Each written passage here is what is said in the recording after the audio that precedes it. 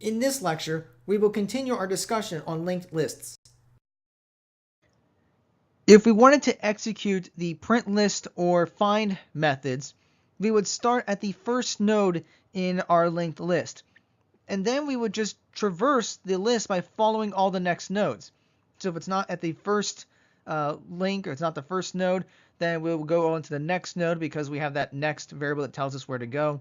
Then we would check that node, then we would move on to the next node, and we would just go all the way through these nodes until we find it or until we get to the end and conclude it's not there.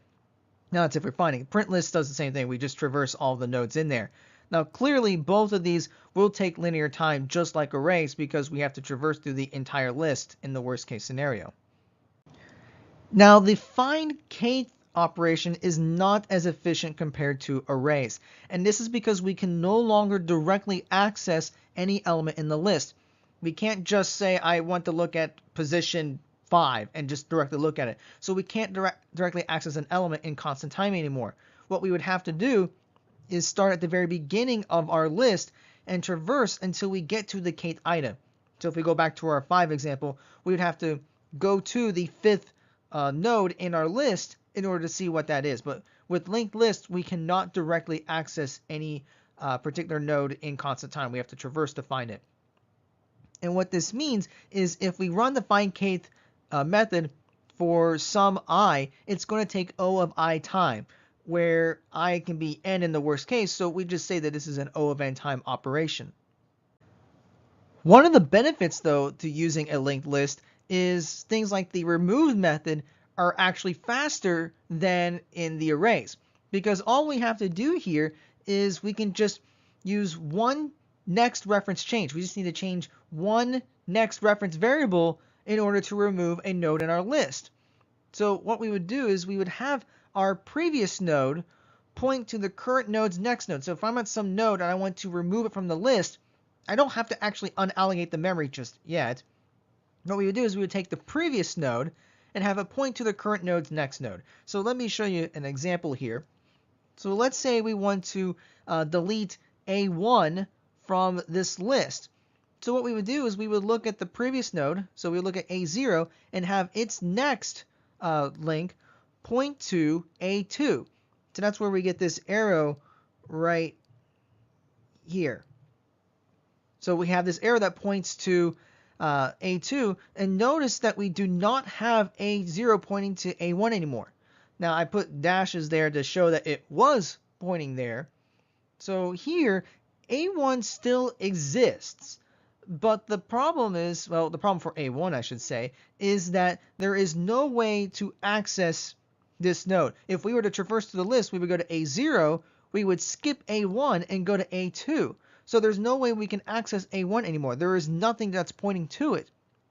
And in Java, what will happen is the garbage collector will eventually just free up that memory because it recognizes that there's nothing that can access it. So this is how we would remove a node in a linked list. We also see an improvement by using the insert operation on linked lists as well. So the way we would do inserting a linked list is we would first need to create a brand new node. So we can create a new node object if we're using our Java program, for example. And let's say we want to insert the node X between some AI and AJ. So let's say AI originally points to AJ, and we want to add a node between AI and AJ. So what we would do in our list is we would have the node AI point to X. So instead of having AI point to J, we'll just say point to X instead. And then we would have X point to AJ. So if we were to look at a diagram of this, so X is our new node, and notice that here we're going to put it between A1 and A2. So A1 was originally pointing to A2, but now we're saying have it point to X instead, and then have X point to A2. So now if we were to traverse this list, we would go to A0, and then A1, and then X, and then we go to A2, and so forth. So what we see here is if we know where we want to add a node, and I can say the same thing for removing a node, we don't have to shove any elements anymore like we had to do with arrays. All we need is a constant number of changes to the node links. So we just have one node point to a different node and maybe have another node point to something else. So with just a couple of constant time changes, we can add or remove nodes throughout our linked list.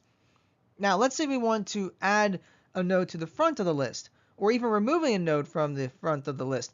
Both of those would take constant time because we would just say we usually have like some variable or some pointer that points to the first node in our list. So we would just have that point to the second node in the list if we wanted to delete, or if we want to add something, we would just have that variable that points to the first node point to the new node and have the new node point to the first item in the list. So these are also constant time operations.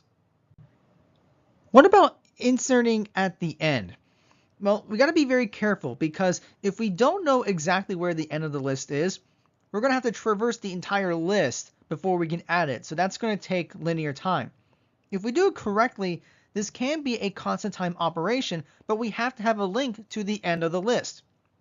So there is a special type of linked list that we can use, which is called a double-ended list, where we would have a link to not only the very beginning of the list, but we would also have a link to the very end of the list, the last node in there. So let me give you an example of this type of list. So here we still have what's called a first link, and this would point to A0. A0 points to A1, A1 points to A2, A2 points to A3, A3 points to null. But we also have this last link that we're given at the beginning, and this will always point to the very last node in our linked list. So in this case, last would point to A3. And actually, a double-ended list is closer to your typical linked list. So for pretty much most linked lists we're going to be talking about here, we're going to assume a double-ended list where we have a link to both the first and the last nodes of our list. What about deleting at the end of the list? This is actually trickier than inserting at the end because we have to do several things. We first have to find the next to last item. We then have to change its next link to null. And then if we're using the double-ended list, we would need to update the link that maintains the last node.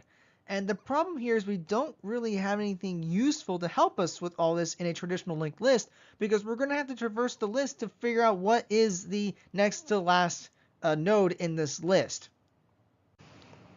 There is a viable option for handling this where each node would contain two links. One link would point to the next node in the list, and the second link would point to the previous node in the list. And this is what we call a doubly linked list. So let me show you an example of that. So it's drawn just a little bit differently, but I think it gives the idea. So this is still a double-ended list because we have the first link that points to the first node of the list. We have a last link that points to the last node of the list. But the difference now is each node has a next link, which we've already seen, but also a prev link, which stands for the previous node. So we see that if we go to A3, its previous link is going to point to A2.